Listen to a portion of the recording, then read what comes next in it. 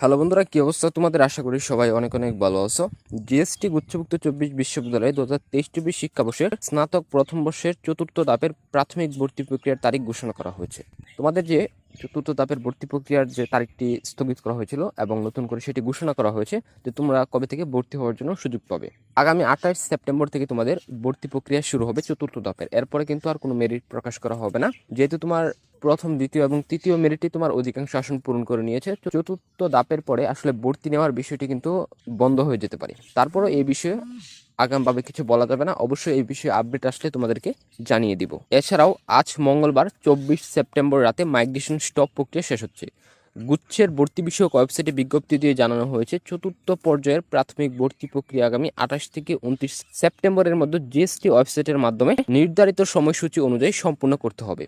প্রাথমিক ভর্তি ও ফি প্রদান করতে হবে তোমার 28 সেপ্টেম্বর দুপুর 12টা হতে 29 সেপ্টেম্বর রাত 11টা 59 পর্যন্ত।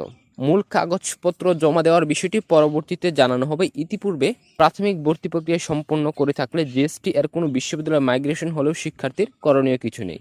মূল কাগজপত্র প্রাথমিক ভর্তিকৃত বিশ্ববিদ্যালয়ে জমা থাকবে।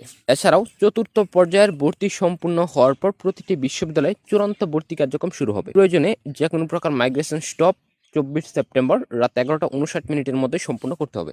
শিক্ষার্থীরা তোমরা স্পষ্টই বুঝতে পারতেছো এখানে বিষয়টা, যে চতুর্থ মেরিটের পরে আর কোনো মেরিট প্রকাশ করা হবে না।